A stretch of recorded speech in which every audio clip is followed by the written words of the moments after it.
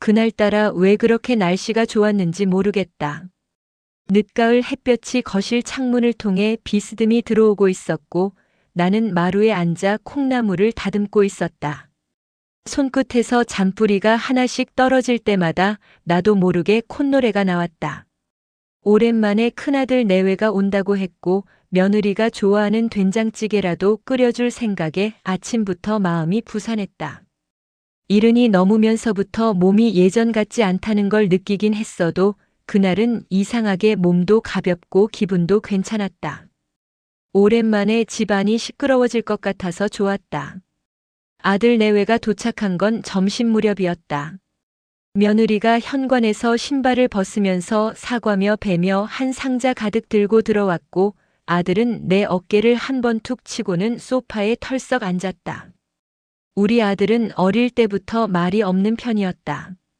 내가 뭘 물어봐도 짧게 대답하고 끝내버리는 버릇이 있어서 결혼을 하고도 며느리가 대신 말을 많이 해줬다. 그날도 밥상을 차리는 내내 며느리가 이런저런 이야기를 쏟아냈다. 요즘 물가가 얼마나 올랐는지, 손자 녀석이 학교에서 어떤 말썽을 부렸는지, 아파트 관리비가 또 올랐다는 이야기도 했다. 나는 맞장구를 치면서 밥을 떠먹이고 반찬을 권하고 그냥 그렇게 점심 한 끼를 보냈다. 문제는 밥을 다 먹고 나서였다. 며느리가 설거지를 하겠다고 나섰고 나는 괜찮다고 말렸지만 기어이 부엌으로 들어갔다.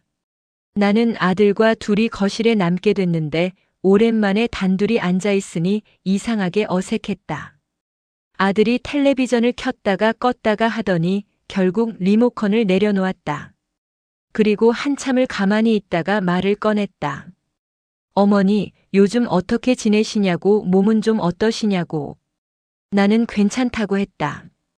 그냥 나이 드는 거지 별거 있겠느냐고 웃으면서 말했다. 아들도 따라 웃었다.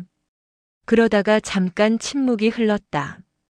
그 다음에 아들이 꺼낸 이야기가 그날 내 하루를 완전히 바꿔놓았다. 혼자 계시기가 불안하다고 했다. 나이가 드실수록 걱정이 된다고. 어디 넘어지시거나 갑자기 몸이 안 좋아지시거나 하면 곁에 있는 사람이 없지 않느냐고. 그러면서 요양원 얘기를 꺼냈다. 요즘 시설이 많이 좋아졌다고 어디서 들어보니까 어른들 모시는 곳이 참 잘 되어 있다고 그냥 한번 알아봤으면 좋겠다고.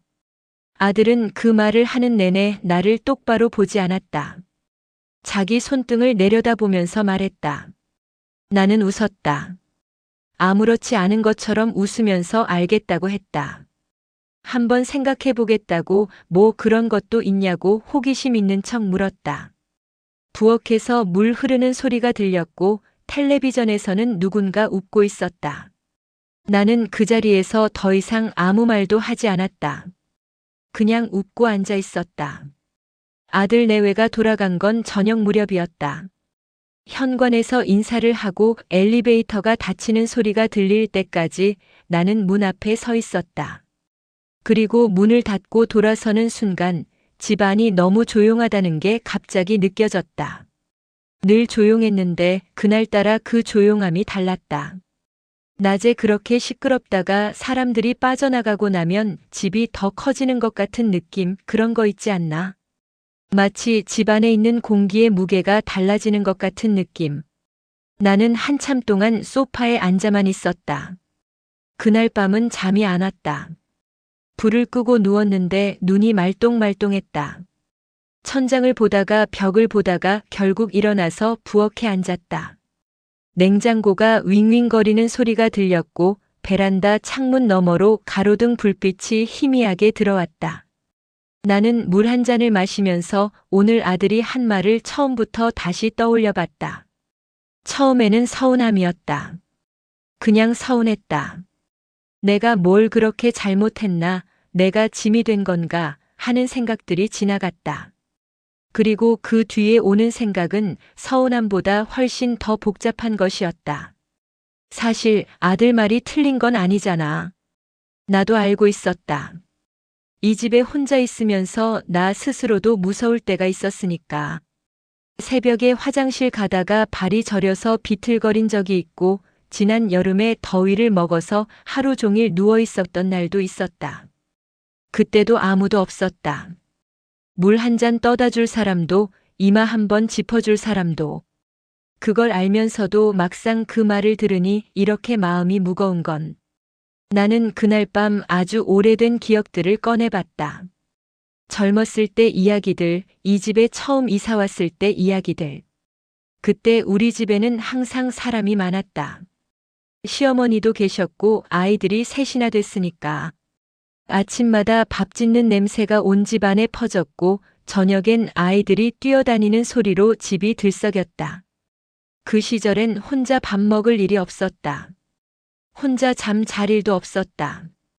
너무 바빠서 힘들다고만 생각했는데 지금 돌아보면 그게 다 살아있는 것이었구나, 그런 생각이 들었다. 우리 남편이 먼저 떠난 게 7년 전이다. 생각해보면 그때부터였다. 집이 조용해지기 시작한 게. 아이들은 이미 오래전에 다 나갔고 남편도 없어지고 나니까 진짜로 혼자가 됐다. 처음엔 익숙해지면 괜찮아지겠지 싶었다. 실제로 어느 정도는 익숙해졌다. 혼자 밥 먹는 것도, 혼자 텔레비전 보는 것도, 혼자 자는 것도. 근데 익숙해졌다는 게 괜찮아졌다는 말이 아니라는 걸 그날 밤 처음으로 똑바로 마주했다. 익숙한 것과 괜찮은 것은 다르다. 그게 그날 밤 내가 깨달은 거였다. 며칠이 지났다. 나는 겉으로는 아무것도 달라진 게 없는 것처럼 살았다. 아침이면 일어나 세수하고 밥 먹고 오후엔 동네 한 바퀴 돌고 저녁엔 텔레비전 보다가 잠들었다. 하지만 속으로는 뭔가 다른 일이 벌어지고 있었다. 자꾸 예전 것들이 눈에 들어왔다. 옷장을 열면 남편 옷들이 아직 몇 벌 걸려 있었다. 캐비닛 서랍 안에는 아이들 어릴 때 사진들이 봉투에 담겨 있었다. 오래된 통장들, 다 쓴 달력들, 이름도 기억 안 나는 사람한테 받은 것 같은 찻잔 세트. 나는 그것들을 하나씩 꺼내보기 시작했다. 버릴 것, 줄 것, 남겨둘 것. 그렇게 속으로 나눠보기 시작했는데 이상하게 그게 서러운 게 아니었다. 처음엔 그럴 줄 알았는데 남편 옷을 꺼내봤을 때도 그냥 코끝이 시큰하다가 말았다. 오래 울지 않았다. 오히려 손으로 천천히 옷감을 만지면서 이 사람이 이걸 입고 어디 갔었더라, 이게 언제 저 거였더라, 그런 것들을 떠올리는 게 오히려 따뜻했다. 그러다 보니까 이상하게 생각이 정리되기 시작했다. 나는 원래 생각 정리를 잘 못하는 사람이다. 어릴 때부터 감정을 밖으로 잘 표현 못했고 속으로 사귀다가 혼자 앓고 지나가는 타입이었다. 남편도 그걸 알아서 살면서 한 번씩 저 사람 또 혼자 사귀는구나, 그렇게 가만히 옆에 있어줬다. 말없이 옆에 있어주는 게 얼마나 고마운 건지 그것도 없어지고 나서야 알았다. 아들한테 전화를 할까 몇 번인가 생각했다. 요양원 이야기 꺼냈을 때 왜 그런 마음이 들었는지, 그게 얼마나 큰 파문이었는지 그런 걸 이야기하고 싶기도 했다. 근데 결국 전화는 안 했다. 아들도 나름대로 걱정해서 한 말이란 걸 알고 나도 그게 틀린 말이 아니란 걸 알고 있으니까. 그냥 서로가 그 이야기를 어떻게 받아들이는지의 온도가 달랐을 뿐이다. 그건 통화로 설명할 수 있는 게 아니었다. 대신 나는 일기 같은 걸 쓰기 시작했다. 일기라고 하기도 그런 게 그냥 생각나는 것들을 적는 거였다. 오늘 뭐 먹었다, 날씨가 어땠다, 그런 게 아니라 오늘 어떤 기억이 떠올랐다, 그 기억에서 어떤 감정이 느껴졌다, 그런 것들. 거창한 문장이 아니라 그냥 두서없이 적는 거지만 그게 이상하게 위안이 됐다. 어느 날 아침 적다 보니까 이런 문장이 나왔다. 나는 잘 살았다. 썼다가 혼자 웃었다. 잘 살았다는 게 뭔지 잘 모르면서 쓴 것 같아서. 근데 그 문장이 자꾸 머릿속에 남았다. 잘 살았다. 어떻게 보면 맞고 어떻게 보면 아쉽고. 아이들 키우면서 정말 지쳐서 울었던 날들도 있었고 남편이랑 말도 안 하고 며칠씩 지낸 적도 있었고 시어머니한테 억울해서 이불 속에서 이를 악물었던 밤도 있었다. 그게 다 내 삶이었다. 그 모든 게 다 있어서 지금의 내가 된 거다. 그러고 나니까 요양원 이야기가 조금 다르게 느껴지기 시작했다. 아들이 나를 내쫓으려고 한 게 아니다. 아들도 나이가 들었다. 자기 나름으로 어떻게 해야 할지 모르는 거다.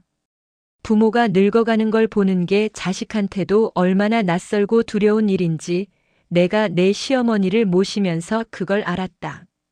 모시면서도 어떻게 해야 할지 몰라서 엉뚱한 말하고 엉뚱한 행동하고 나중에야 후회하는 거. 우리 아들도 지금 그런 거다. 그걸 이해하는데 한 달 가까이 걸렸다. 한 달 동안 나는 집 안 구석구석을 다시 들여다봤다. 부엌 서랍 안에 쌓여있던 비닐봉지들 정리하고 베란다에 죽어가던 화분 몇 개 새 흙으로 갈아주고 오래된 그릇들 중에 안 쓰는 것들은 이웃집에 나눠줬다. 물건 하나씩 정리할 때마다 뭔가 마음도 가벼워지는 것 같았다. 그러면서 한 가지를 결정했다. 아들한테 이야기를 하기로 했다. 요양원은 아직 생각해보겠다고, 지금 당장은 아직 내 힘으로 살아볼 수 있겠다고. 하지만 그것보다 더 하고 싶은 이야기가 있었다.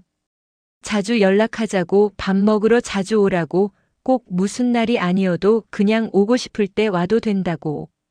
그게 어렵지 않다면. 그 말을 하고 싶었다. 아들에게 전화를 건 건 그로부터 며칠 후였다. 짧은 통화였다. 별거 없이 요즘 어떻게 지내냐, 밥은 잘 먹고 있냐, 그런 이야기를 했다. 아들이 어머니 목소리 좋아 보인다고 했다. 나는 그냥 웃었다. 목소리가 좋아 보인다는 게 말이 되나 싶으면서도 기분이 나쁘지 않았다. 전화를 끊고 나서 거실 창가에 앉았다. 밖에는 겨울이 오기 직전에 늦가을 빛이 드리워져 있었다. 나뭇잎이 거의 다 진 가지들 사이로 하늘이 유난히 높고 파랬다. 나는 오래 그 하늘을 바라봤다. 요양원에 가게 될 날이 올 수도 있겠다 싶었다. 아직은 아닌 것 같지만 어쩌면 그것도 결국은 내 이야기가 되는 날이 올 수도 있겠다.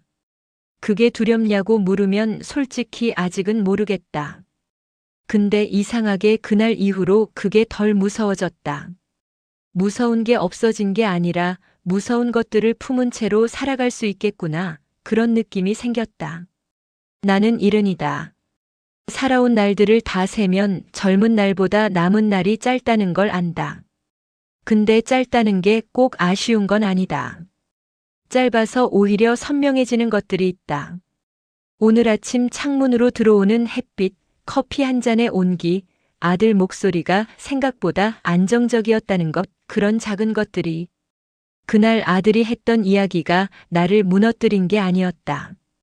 오히려 그 이야기 덕에 내가 한 번도 제대로 앉아서 들여다보지 않았던 내 인생을 처음으로 조용히 마주하게 됐다. 인생의 정리를 하는 게 끝을 준비하는 게 아니라는 걸 이제는 안다. 지금 이 순간을 더 잘 살기 위해서 과거를 정리하는 거다. 버릴 것과 남겨둘 것을 가려내면서 결국 뭐가 정말 소중했는지 알게 되는 거다. 나는 그걸 알기까지 이른 해가 걸렸다. 그리고 그게 늦지 않았다고 생각한다.